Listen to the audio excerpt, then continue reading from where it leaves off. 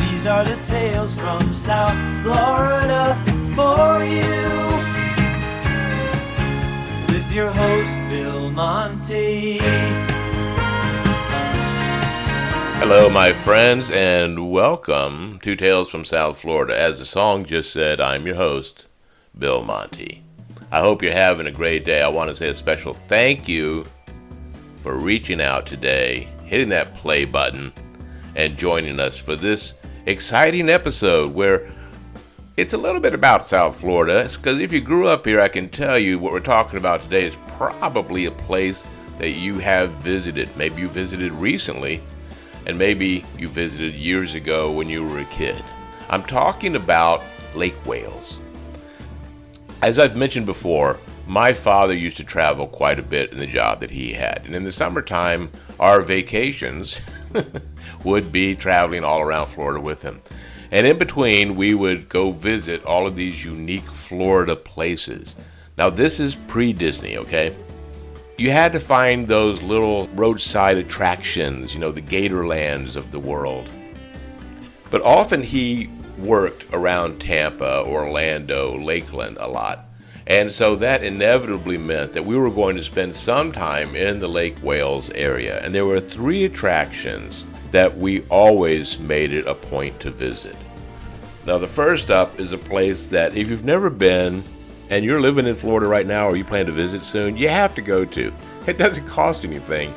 It's called Spook Hill, and Spook Hill has fascinated generations of visitors because you park your car at the bottom of a small hill, you put it in neutral, and your car rolls up the hill backwards. Pretty wild, huh? It's a public road, so sometimes the wait to do this can be quite long, and I think the last time that I was there, which would have been probably 15 years ago or so, there was an elementary school or a middle school right alongside of it, so kind of a strange attraction. As a kid, this absolutely fascinated me. Legend had it that a Native American tribe in the area was being harassed by a giant alligator, and they sent their chief to go do battle with the beast, which caused his death and the death of the alligator. Well, the chief was buried on the north side of Spook Hill. And many years later, pioneers who were hauling the wagons full of their goods and stuff like that from the army trail noticed that their horses were straining at the foot of the ridge, even though it appeared to be going downhill. And they started calling it Spook Hill. So legend has it that all this is caused because perhaps the warrior chief and the alligator are continuing their battle in the afterlife. Is that what it is? Or is it a mere optical illusion?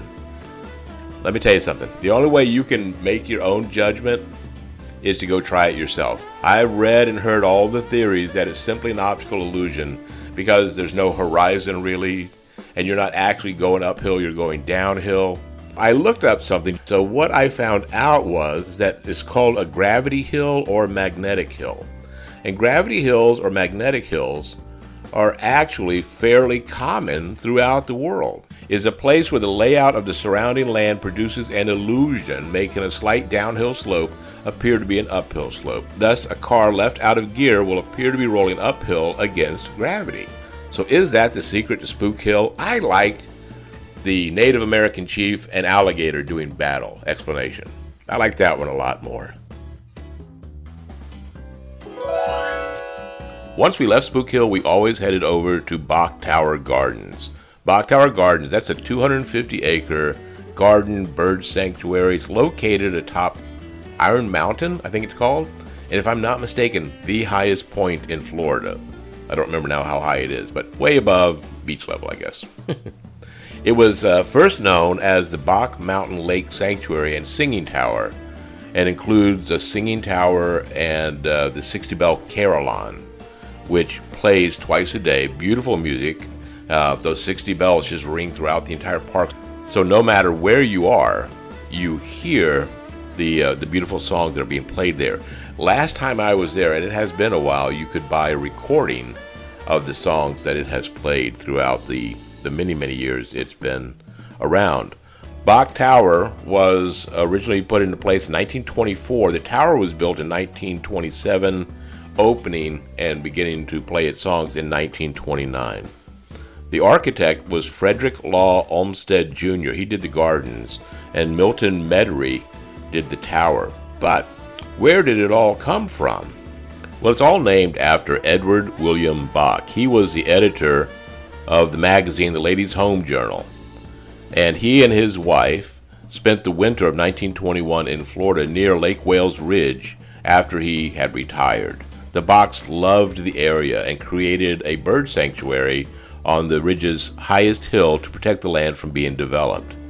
They commissioned Frederick Law Olmsted Jr., the person that we mentioned before, to transform what then was just a big sand hill into a spot of beauty second to none in the country.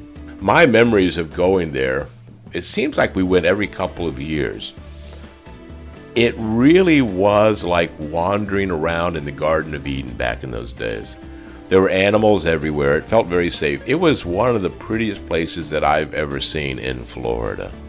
As a kid, we loved, of course, the tower. It was just so big and majestic. But you would walk around. They would actually sell bags of like peanuts or food of some kind that you could feed to the squirrels. Now this backfired actually. When I was first dating my wife, we went there, and when we entered into the area, squirrels started coming after us because they thought we had food. We saw squirrels jumping on the people in front of us. Well, my wife wanted none of that. Honestly, neither did I. So we didn't stay very long. And we went back years later with my in-laws and my daughter when she was small, and that same thing was happening. So we never really went back, which maybe is a shame, because it really is a beautiful place. Gee, let me know in the comments. You can just scroll down to the Speak Pipe section of the show notes where it says leave me a message. You can leave a 90-second message for me. Let me know if you ever visited Spook Hill or Bach Tower Singing Gardens and what your memories of that were. Because, again, when you're talking about the days before Disney World came around at Universal Studios, that whole development of Orlando, someplace like those little treasures in Lake Wales were what you really looked forward to going to on family trips or on road trips. One other place that we never actually visited, but we always drove around looking at the buildings. And I believe that my father did say that he went there once and ate in the restaurant. I don't know why we weren't allowed that little pleasure. But there was a place called Chalet Suzanne. That's a historic site in Lake Wales, Florida. And it was originally envisioned as a golf and tennis club, and was the vision of actually James L. Kraft, who you might know as from Kraft Cheese. He started it. He didn't last long with it, but his partner, Carl Henshaw, and his wife Bertha took it on. They made it into this really unique destination. One of the other people who visited and helped publicize the restaurant and make it famous was Duncan Hines, who was a real person, Duncan Hines, and you know, of course, all the baked goods and stuff from Duncan Hines.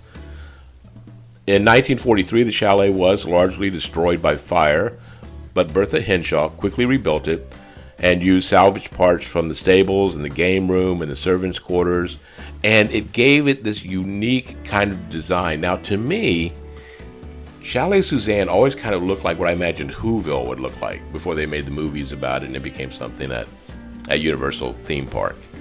It was colorful pastels of pink and light blues, unique kind of buildings, and they were famous for their soups. I want to say it was like was it the oyster soup was what they were famous for? Can you remember? Let me know. Let me know by leaving me a message or dropping me an email at billmonty04@gmail.com, because I don't remember right now. I do remember the thing about the Chalet Suzanne soup used to be sold in stores down here, like in Publix or Winn-Dixie, and it did go in one of the Apollo flights, one of the later Apollo flights, so actually went into space. Was featured in a lot of publications, including the New Yorker, National Geographic, Life, Better Homes and Gardens. But when Bertha Henshaw died in 1973, the chalet was under the ownership and management of the surviving members of the family. In July of 2014, it was announced that the Henshaw family was retiring and that they would close the chalet, which they did. They were looking for owners to take it over, and this is kind of cool, but they would not sell to just any developer to build houses or condos or something like that. They want it to be used for something special. I don't know now if that's true. I don't know if it's been sold or not, but I remember reading that it was being used as a rehabilitation site for, I think for men, maybe it's not just men, and for addicts, relating to that one of the sons of one of the Henshaws was an addict and had gone to a place similar here in South Florida. There's a South Florida connection, right, for Tales from South Florida. And they wanted to pay it back, pay it forward, so to speak. So that's our road trip up to Lake Wales. I used to love those trips when I was a kid. Again, I hope that you will share with me some of your memories of going up there. And if you've been there recently, update me. You know, how's Spook Hill going? How's the Bach Tower if you've been there recently? I would like to know. And I would like to ask you to please, always, be sure to hit that follow or subscribe button. Doesn't cost anything, but it will send you a reminder when new episodes drop. And share, and comment, and like. It means a lot to us. It helps us grow the podcast, and I do so appreciate you taking the time to do that. And I promise it'll only take a couple of minutes. Got a couple of big announcements here at the end, but I know if you got to go, you got to go. I understand that. But for those of you sticking all the way to the end, again, thank you, because that also helps us grow the podcast. Places like Spotify and Apple, if people listen all the way, they put it out in front of more ears. So we do appreciate it when you listen all the way through. I want to talk about something coming up in March of 2025 called Podcast-thon. I'm so happy that we'll be taking part in that with both of my podcasts, Tales from South Florida and Bill Monty's Guide for Getting Older. This is going to be an international event, podcasters from all over the world picking one charity that they will donate to. So you'll be able to log in, and I'll put the site up in my Facebook pages, or please follow me on Blue Sky, because that's where I put all my information now. We're moving everything over to Blue Sky. Just look for Bill Monty Podcaster. I'll put information on there, and it takes you right to the site's donation page. So you're not paying me. You don't have to worry about if there's some kind of scam thing going on. You donate right to the organization that I pick as my charity, which I'm just in negotiation with for this particular show. I'll be hoping to announce this very soon that I do have the charity that I would like to donate. It is a local South Florida charity that I would like to see money go to. And you'll be able to explore other podcasts too and see the charities that they're supporting, and perhaps you could give to them too. Really a great cause. That's Podcast-thon 2025. If you'd like more information, it's podcasthon.org.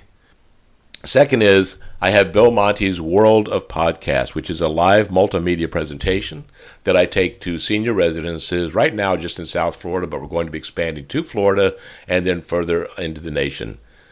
This is a live presentation where I talk about podcasting to seniors. Seniors are one of the least served populations that podcasters look at. Because of that, and because of the technology involved, you don't have a lot of seniors listening to podcasts. And I would like to change that. So I want to go talk to them and tell them how to find podcasts, what a podcast actually is, how it differs from radio. Do you know how it differs from radio? And at the end of it, record a podcast episode live in front of them that they can participate in.